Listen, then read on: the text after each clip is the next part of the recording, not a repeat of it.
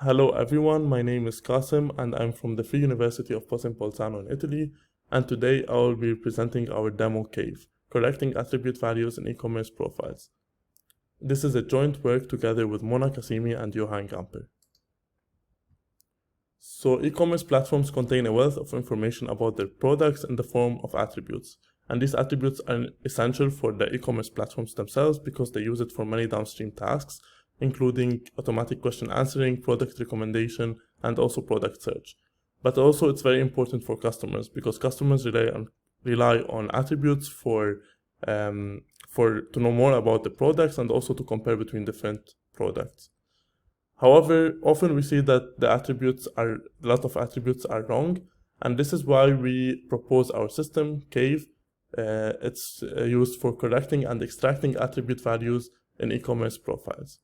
So this is the graphical user interface of Cave, and we can see in Cave that on the left we have the sidebar, which is used to control the application. So the application comes in two modes. The first mode is correcting the attribute, and the second mode is comparing the products. And also in this sidebar, the user can do model configuration with choosing the model and different hyperparameters, and also different options related to what the user wants to do or wants to see. So let's start with an example.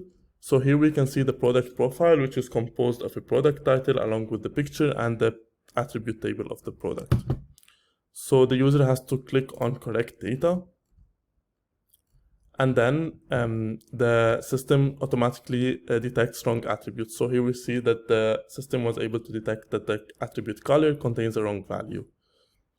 So let's choose another example. So let's go for this example. And so first we can choose the model. So the system allows us, or the application allows us to choose between 5 different models. So let's try to correct the data here. So the system highlights in red the attributes that it detected that there's an error inside of them, but it was not able to correct. And in yellow, the ones that have been corrected. So we can see that the corrected values here are here. So we can see here that the correction was not so efficient. So one way to improve the performance of the models is to click on the button of Use Language Model. So when we click on the Use Language Model, the model uses the version, or the system uses the version of the model that was pre-trained on a masked language modeling task, which results in a huge improvement in the performance. So we can see here that the system detected that the model name is wrong, but was able to extract the correct graphics card RAM size, which was wrong in the initial table. So what the user can also do is that he can set the confidence of the model. So here we have a slider which is used to control the confidence. So the more we go up, it means that the model should be very confident about the results. So this threshold contains the confidence. So normally, so here we can see that the model, so let's try to increase it a bit.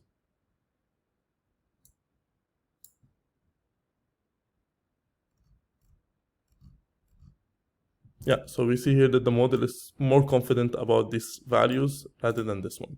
So this slider can be adjusted by the user during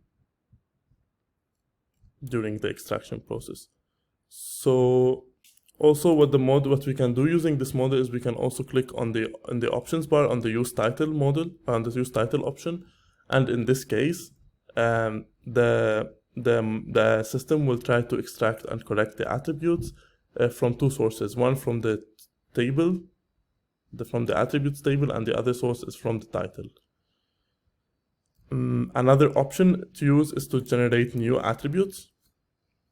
So in this option, the model will use the title to extract new attributes that are not present in the table. So we see here, for example, that the model extracted the value for the attribute interface and for the video memory type, which were not present in the initial attribute table. So let's try to go for another example. So we will choose the laptop example.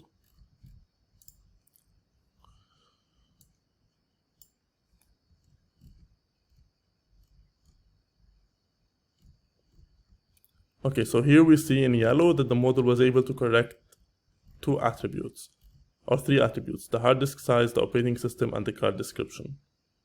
And these are from attribute tables, and then the system was able to use the product titles to extract also a lot of information. Then the system can extract new attributes, as we mentioned before. So it extracted the monitor resolution, the connectivity, and the color, which were all not present inside the initial tables.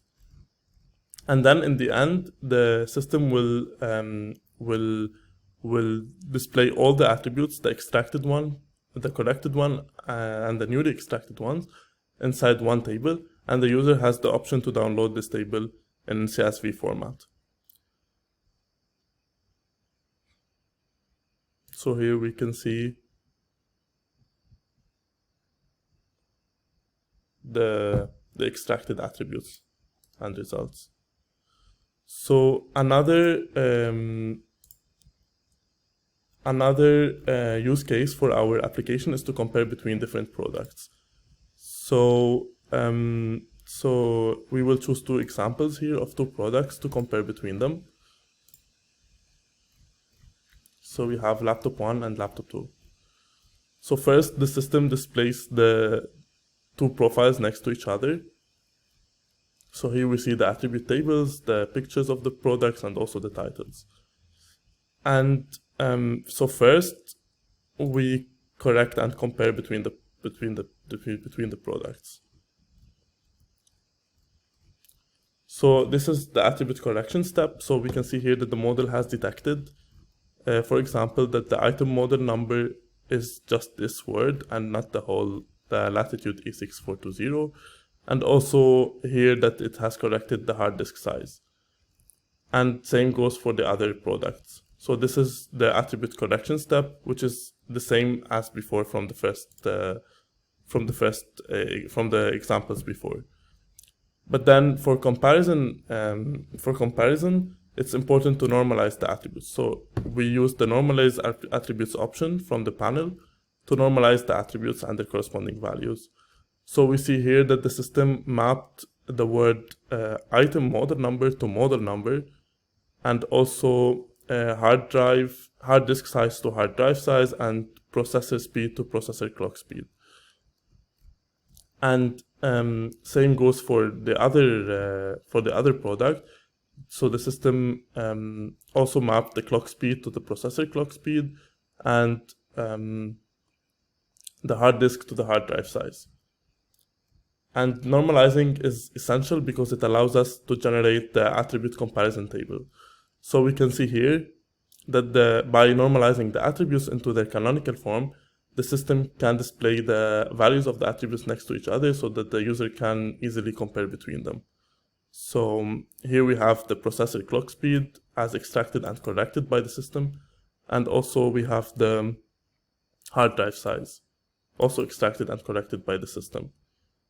For the values that are not common, the system just displays nothing here. So, and also the user, as before, has the option to download this table in CSV format. Also, the user in the options panel has the option to choose different type of similarity measures for the attribute normalization, and also he can adjust the normalization threshold. So when we increase the normalization threshold to the maximum, for example, it becomes very hard to normalize the attributes to the canonical form, because then the similarity has to be higher than 0.85. So the recommended value is 0.6, which is the default value of our system.